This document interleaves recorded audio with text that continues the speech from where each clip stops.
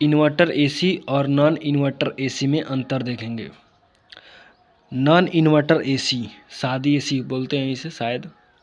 Inverter AC ये new AC आई है। Non inverter AC में इसके सिर्फ इनडोर में पीसीबी होता है। जो एसी होता है, स्प्लिट एसी, उसके इनडोर में ही पीसीबी होता है। जो आउटडोर में लगा होता है कंडेंसर, उसमें पीसीबी नहीं लगा होता है, जो छत पर लगता है। इन्वर्टर एसी में इनडोर और आउटडोर दोनों में पीसीबी होती हैं। जो इन्वर्टर एसी आई है उसमें आउटडोर में और इनडोर में दोनों में पीसीबी होगी। नॉन इन्वर्टर एसी में इसके कंप्रेसर से कॉमन स्टार्टिंग के 3 पिनें निकली होती हैं। और इन्वर्टर एसी में इसके कंप्रेसर से UVW के 3 पिनें निकली होती हैं। नॉन इन्वर्टर एसी इसमें 3 कोर का केबल प्रयोग किया जाता है, फेस, न्यूट्रल और अर्थिंग का। इन्वर्टर एसी में इसमें 4 कोर का केबल प्रयोग किया जाता है, एक फेस, न्यूट्रल और अर्थिंग, और एक ये है सिग्नल का, जिससे 3 मिनट के बाद कंप्रेसर स्टार्ट होता है जब सिग्नल भेजता है तब। इन्वर्टर एसी में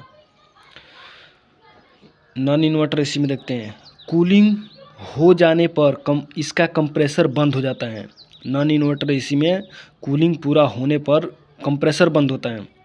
और इन्वर्टर एसी में कूलिंग हो जाने पर इसका कंप्रेसर अपना स्पीड कम कर लेता है। मतलब ये बंद नहीं होता है, अपना स्पीड कम कर लेता है। नॉन इन्वर्टर एसी में देखते हैं यह एसी बिजली ज़्यादा खपत करती है। ये कंप्रेसर बंद चालू होता है बार बार, तो ये बिजली ज़्यादा खपत करता है। और इन्वर्टर एसी में यह बिजली कम खपत करती हैं, क्योंकि ये कंप्रेसर बंद नहीं होता है। ये थोड़ा धीमा होगा फिर तेज़ होगा, धीमा होगा तेज़ होगा, तो इसलिए बिजली कम खपत करती हैं। नॉन इन्वर्टर में इसके आउटडोर में सेंसर नहीं लगा होता है।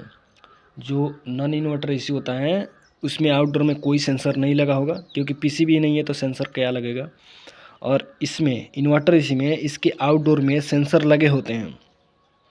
और एक और बात है कि जो इन्वर्टर एसी नया में आई है उसमें R22 गैस नहीं डलती है।